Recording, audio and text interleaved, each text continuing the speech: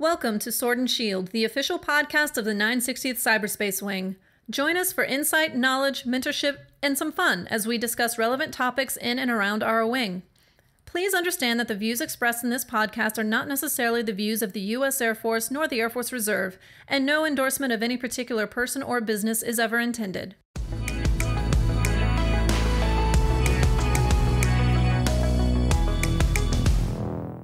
Good morning to another episode of the Sword and Shield. This is Chief Master Sergeant Christopher Howard, Command Chief, 960th Cyberspace Wing. And with me today I have Master Sgt. Shatasha Estes. I am the Resiliency Integrator for the 960th Cyberspace Wing.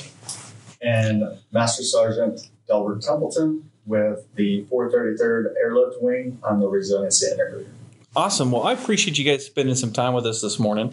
And we really want to just kind of pick at what is a resiliency integrator, and then also why do you guys wear the diamond? So I was wondering if you could kind of help me with that, Sergeant Estes. So a resilience integrator is a first sergeant that is basically a liaison between AFRC and the wing commander, the wing command chief, and the group leadership.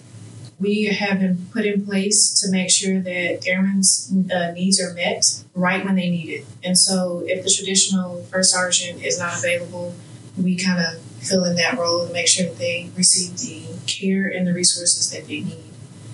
I am a first sergeant. I've been a first sergeant for almost 6 years now, and I love helping people.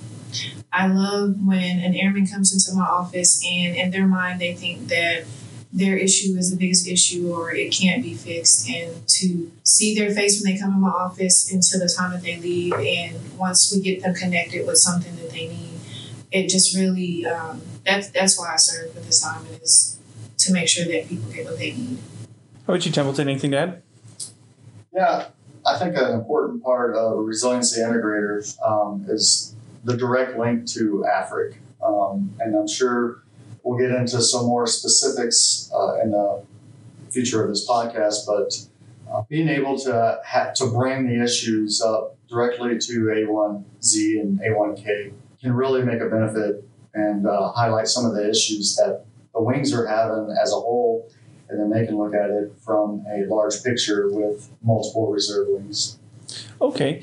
So when we're talking about the resiliency integrator, it is different than being a first sergeant, right? So what are some of the nuances or the differences of the job or the role of the resiliency integrator versus the first sergeant? I would say that the big difference is mostly the strategic outlook of the resiliency integrator first sergeant. We still do most of the traditional roles of the first sergeant, but we also are tasked to look at the wing as a strategic and outlook as a strategic vision, and plan accordingly with the commander and the command chief. For me, the biggest difference is being able to work with the Community Action Network and the board, and as well as for us here at JBSA, the local community and some of the other CAN and CAVs and CAPs, to make sure that we address all the needs that the airmen need in our community, and also working with those agencies. So being able to be the airman's voice at the higher level with AFRIC, but also working with some of these agencies to build a better partnership and a better relationship, and get them plugged in right away. So I would say that's the biggest difference from a traditional first sergeant who may not have had the opportunity to kind of build those relationships with not only AFRIC, but the local base, as well as some of the sister wings or units. Gotcha. One thing that I've noticed, maybe you guys can help me articulate or understand even, is some of the nuances when it comes to the resiliency integrator, right? The workload, the specific meetings. Why is all this important, right? Much different than a first sergeant, which is a little bit more informal when it comes to the meetings and getting after action plans, if that makes sense. So when you look at where we're at right now is in terms of the pacing threat that we have and what a traditional first sergeant may have looked like in the past, we have the opportunity to better help prepare them for what's to come. And so making sure that we provide and that we highlight those resources before they need them, so that they're resilient and they remain resilient and their families are resilient when they are tasked with that fight or that challenge that we all know about. And so for me, I think that's one of the biggest differences between a traditional first sergeant. Like Templeton was saying earlier, the strategic look and how the Chief of the Air Force Reserve wanted to go with this a couple of years ago when it was Lieutenant General Scobie and Chief Master Sergeant White, identifying the fact that we are looking at a different type of fight and that we want to make sure that we fill in those gaps that we've had in the past with regard to what those resources are and how do we get them to our airmen quicker so that they can continue the fight. Right. What I do like about it too is the distinction per instruction, where we have to get all those resources together, have those meetings on a regular basis, and actually produce plans. Can you, Sergeant Templeton, can you speak a little bit to it of what that takes and what some of the things that you've seen positive come out of that? Sure, Chief. So for the Community Action Network, that's for those that don't know, that's a community of our resources here on base and possibly out in town if we bring those in. We try to do them monthly or every other month. And what we do is we collect data from all of the helping agencies, so Military and Family Readiness, the Director of Psychological Health for both wings. We try to get some information from host wing and host resources. And we bring all that information together at this meeting, and we present those data and what those trends are showing us, as far as hardships and different things that our military members, civilian members, and our families are dealing with. Because as we look at this resiliency, it's a collective push, not just for the member, but the entire unit, including their families. And so with that data, when we can see these trends, those are the types of things that we record and we present to the Community Action Board, which currently consists of the commander for the 960th and 433rd. And we present those ideas or those trends to the commanders, and then we come up with solutions, and we build what's called a Community Action Plan. That's the plan to get after those initiatives and how we're going to do it in the coming year.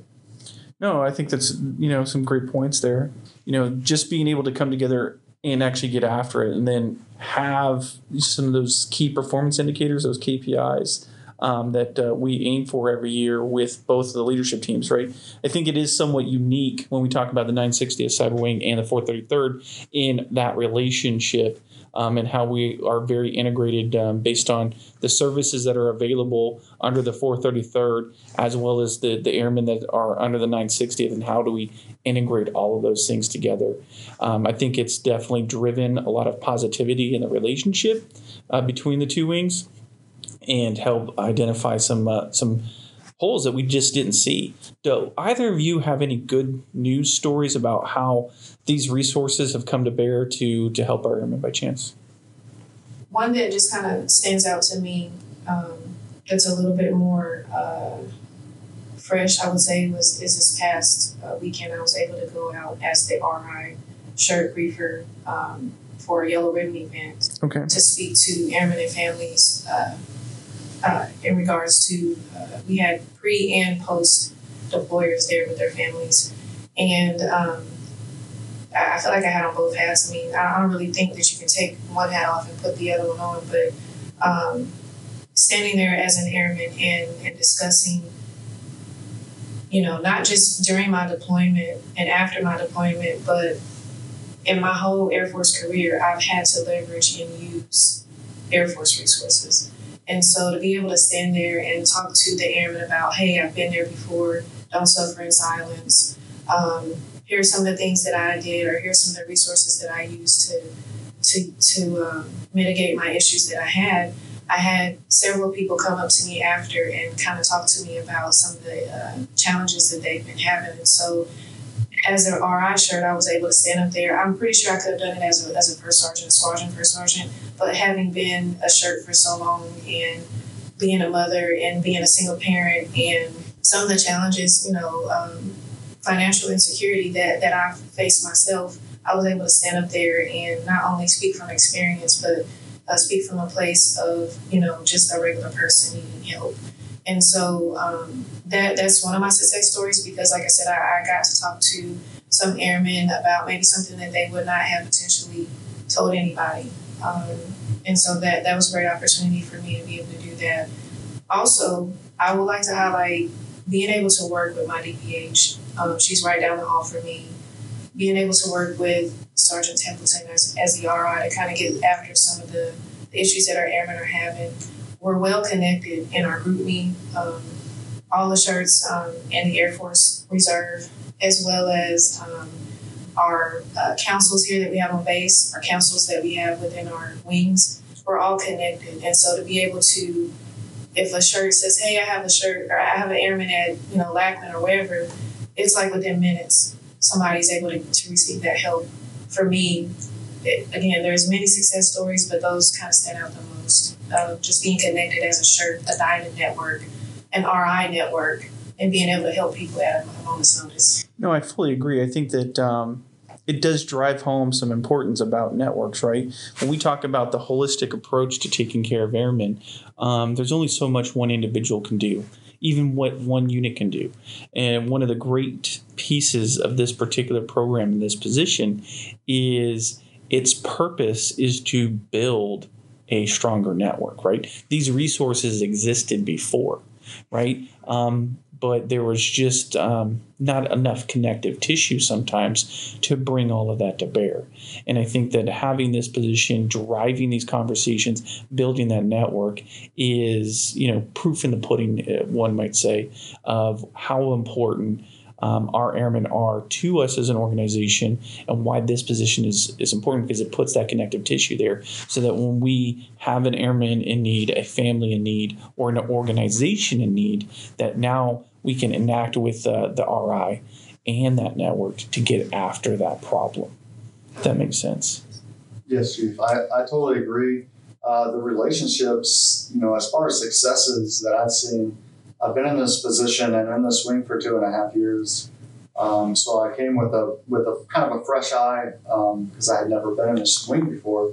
And when I first showed the relationship between the 960th and the 433rd, as well as our supporting agencies, military family readiness, and all of the ones that come along with that, have definitely grown in relationship and communication to a point where we're providing, I think, better services and able to move a member from one to the other if the other resource can better provide those services. I've seen personally a relationship improvement between the reserve first sergeants, kind of like Sergeant Estes had touched on, and the Resiliency Integrators. We do monthly meetings between the Resiliency Integrators because it is a new position. We network and we take best practices from each wing, and we try to implement those across the board so that we can better support or sustain our relationships. Okay. I think that's all good things. When we talk about those relationships and we talk about some of those support agencies, can you kind of help our airmen understand what specific support agencies we're really talking about so they can kind of see the scope and how broad it may be that we're trying to get after? Yes, sir. I'll go ahead and bring up the network guide because we do have a matrix in the guide that kind of breaks those resources down. And so we do have state, DOD, wing, as well as national resources. And so some of the more, I guess, common ones would be the military one source, the military family and readiness. We have obviously the chaplains. We also have VFW, unmet needs, Blue Star families, Five to Thrive. We have the veteran services, which I was just talking to Sergeant Templeton about earlier today that I don't think a lot of people are tracking, not to be confused with the VA. But most counties have a veteran services office within their county that is a separate pot of money. And so depending on the county, they will specialize in different resources. Some of them will provide vocational care. Other ones will provide financial care. And so you just need your DD Form 214. You go in there and you fill out a budget sheet and you let them know what you need help with. And usually they pay those creditors or whoever, they pay them directly is what I'm trying to say. We have the food the local food pantries, Air Force Aid Society, which wasn't always available to our reserve and citizen airmen. You had to be on orders, and that's not the case anymore. Right. And so those are some of the resources that stand out. And then something more recent, I think, that maybe a lot of people are not tracking is the resilience.af.mil website. And it really highlights the importance of resilience and some of those other resources that we mentioned earlier. Okay. Any other resources you can think of?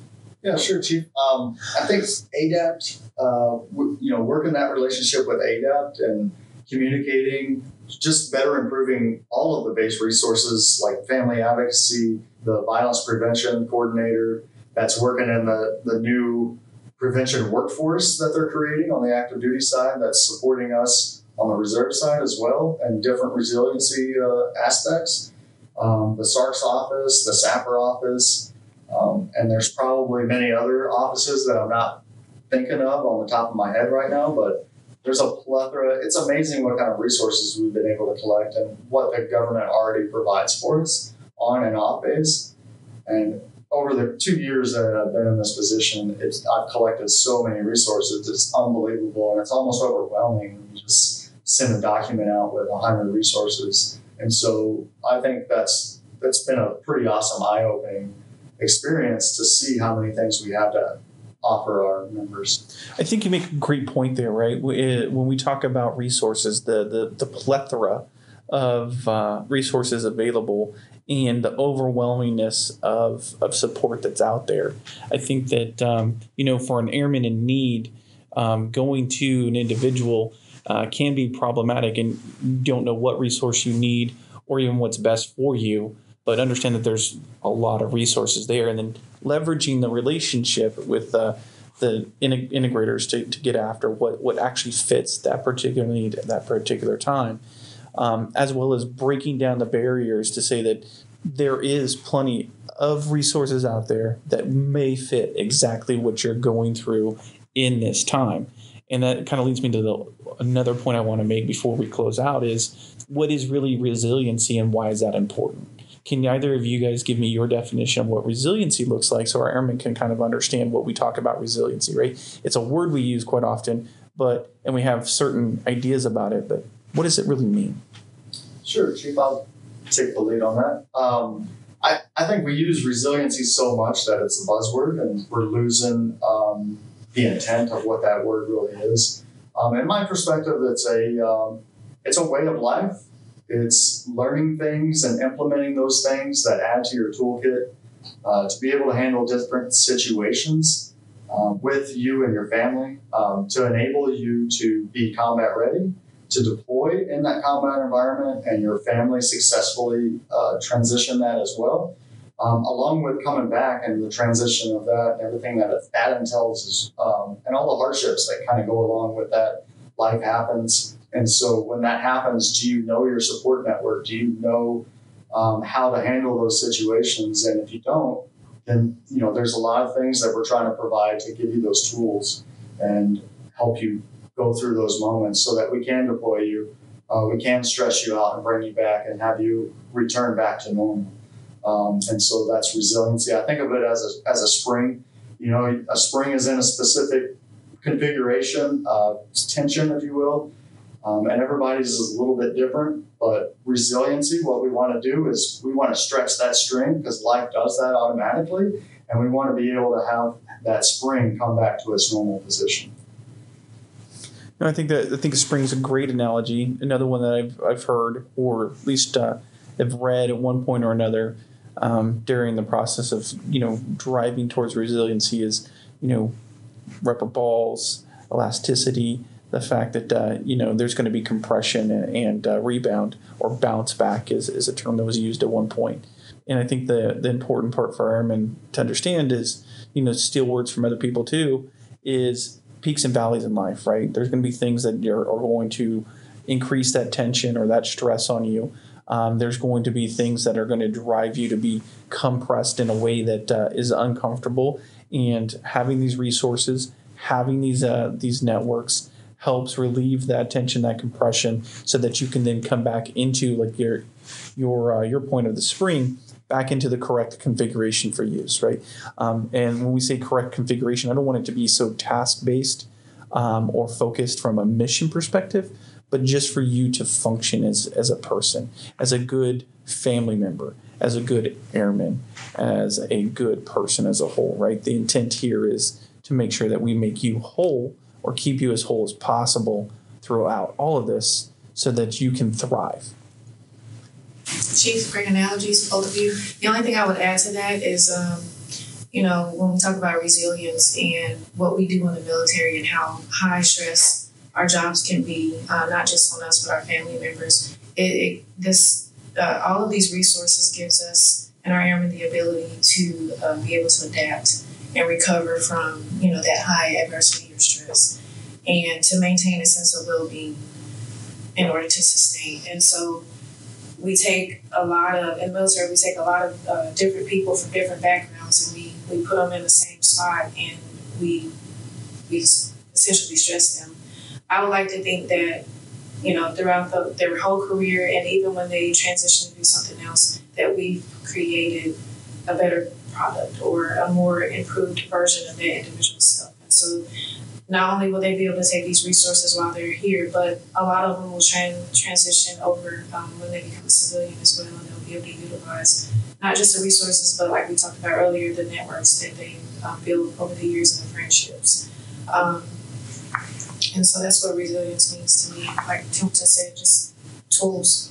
Tools in that toolbox is not if, but when we'll need those things. And hopefully we've talked about it as much as we need to for them to be able to say, hey, I do have this support, I do have this village, I do have these resources, and these are the people that I need to talk to. And so, like you said earlier, Chief, it's not that we've just created these things. They've been around for a while. It's just kind of filling in those gaps and making sure that people are aware and they know who to talk to whenever they need that help.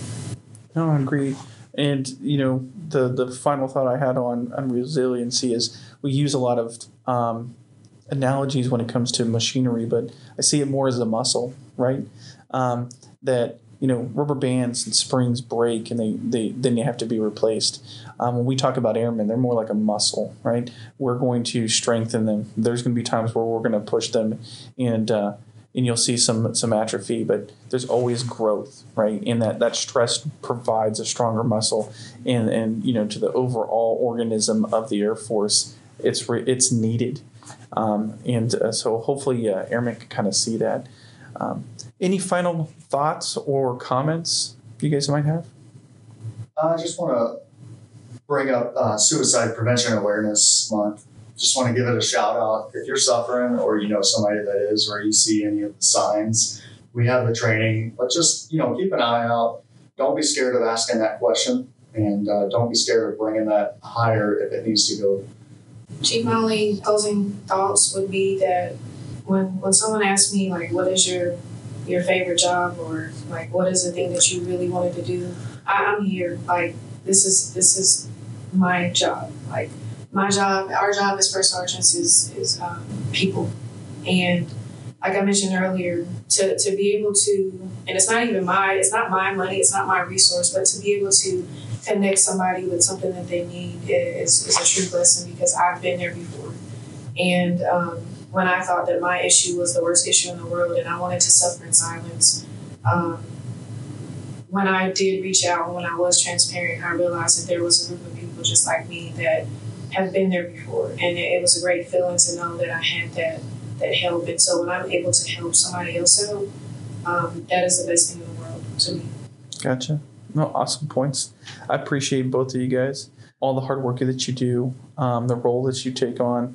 You've heard me speak many times to the shirts about my feelings about the role you all have in this organization, the amount of pressure and items that you guys take on the benefit of our airmen. So I want to start with thank you. Thank you for doing that. Thank you for taking on these roles. Thank you for doing the job that you do, and thank you for caring for our airmen.